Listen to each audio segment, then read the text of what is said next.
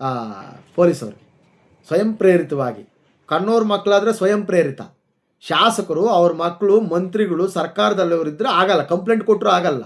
ಕಣ್ಣವ್ರು ಹುಟ್ಟಿದವರಾದರೆ immediately FIRಗಳು. ಯಾವನೂ ಅಲ್ವಾ, ಯಾವನು ಕೇಳ್ತಾನೆ?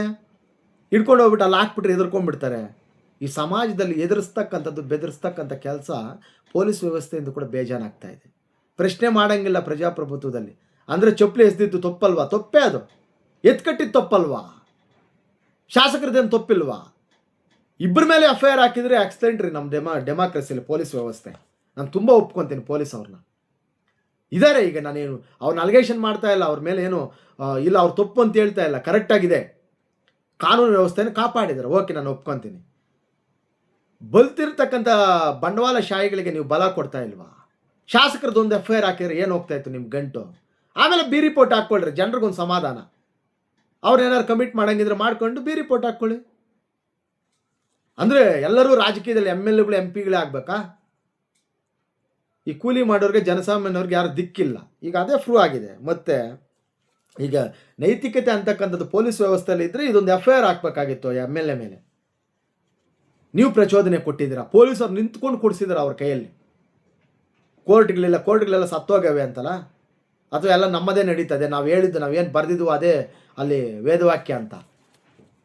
ಜೊತೆಗೆ ಚೊಪ್ಲಿ ಏಟು ತಿಂದು ನಾನು ಅಹಿಂದ ಹುಡುಗ ಅಂತ ಹೇಳ್ಕೊಂತ ಇರ್ತಕ್ಕಂಥ ಶಾಸಕರು ಜಾತಿ ಮಧ್ಯೆ ಎತ್ಕಡ್ತಕ್ಕಂಥ ಕೆಲಸ ಕೂಡ ಮಾಡ್ತಾ ಇದ್ದಾರೆ.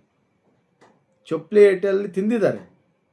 ಅದರ ಜೊತೆಗೆ ಜಾತಿಗಳ ಮಧ್ಯೆ, ಅದು ಯಾವುದೇ ಜಾತಿಗಳಿರ್ಬೋದು, ಅಲ್ಲಿ ಇರ್ತಕ್ಕಂಥ ಪ್ರಬಲವಾಗಿರ್ತಕ್ಕಂಥ ಜಾತಿಗಳ ಮೇಲೆ ಎತ್ಕಡ್ತಕ್ಕಂಥ ಕೆಲಸ. ನಾನು ಅಹಿಂದ ಹುಡುಗ, ನಾನು ತುಂಬ ಹಿಂದುಳಿದಿರ್ತಕ್ಕಂಥ ಹುಡುಗ, MLA ಆಗಿದ್ದಕ್ಕೆ ಸಹಿಸ್ತಾ ಇಲ್ಲ. MLA ಮಾಡಿದವರೇ ಚಪ್ಪಲಿಯಲ್ಲಿ ಹೊಡೆದವರಲ್ಲಿ.